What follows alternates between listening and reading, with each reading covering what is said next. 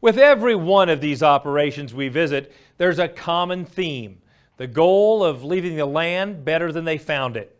Now we head to Region 3 to meet the winning family from Iowa.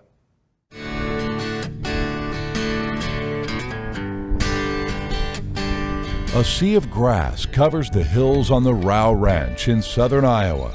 Here, the grass and the Angus cattle are thriving as a result of the hard work of Glenn and Bev Rao, who built this operation together.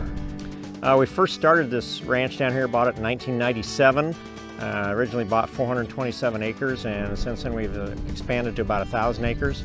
We're in good old Iowa tall grass hill country, and lots of grass out here this year because we've had a lot of rain.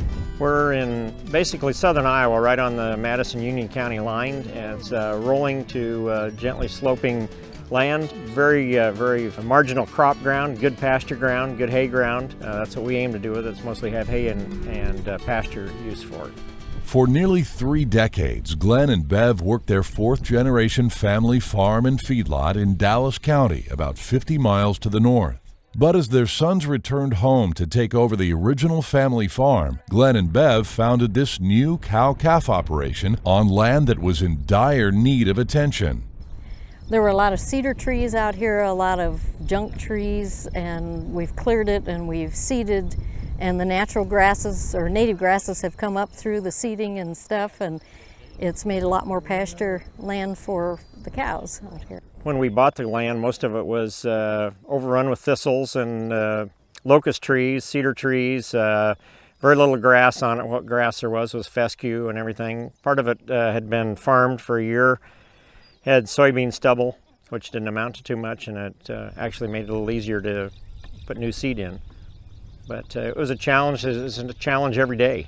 Glenn and Bev have met those challenges with action. They've been aggressive in spraying to eliminate thistles and other weeds in their pastures. They've continually reseeded to improve their grasses, and they've implemented a rotational grazing program managed with solar-powered electric fencing. Our rotational grazing, I think, is just a tremendous benefit to the forage production of this part of the country because of the availability of something new for these cattle rather than be turned out in the whole pasture.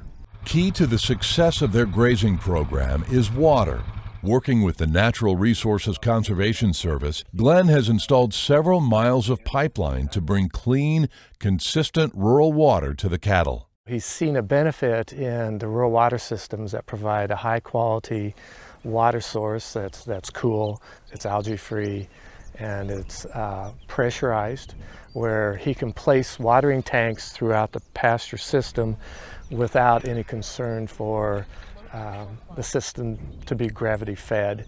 Also, the rural water that we use has improved our conception rates and I think weaning weights, and also improved the body condition score of all our cows by helping have a little cleaner water. Glenn and Bev have transformed nearly every acre of their land. They've planted hundreds of trees around their home and dedicated 40 acres as a wildlife refuge. While the vast majority of their land is in grass, about 250 acres grow no-till corn and soybeans, which the cattle graze in the fall after harvest. And they've fenced cattle out of the farm ponds and added wide buffer zones to filter water that flows to the creeks. Water looks much better as it's leaving our land than when it came onto our land.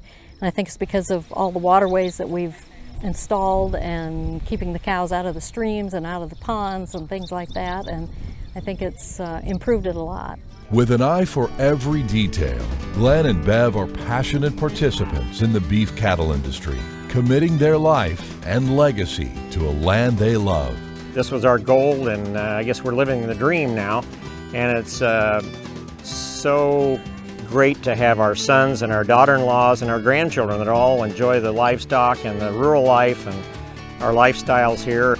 My environmental legacy is we hope to leave it much better than we got it, and we hope that someone will carry on, hopefully our kids or grandkids, and keep cows out here instead of plowing it up and farming it again. Our thoughts, Bev's and mine both, is that there's no question that you do the right thing.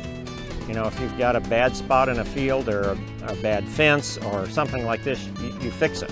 You know, you don't just let it go, you just don't let it ride, you just don't think, oh, maybe tomorrow. you take care of it, and that's what we've tried to do. But it's also the way that a good steward would take care of the land and the cattle.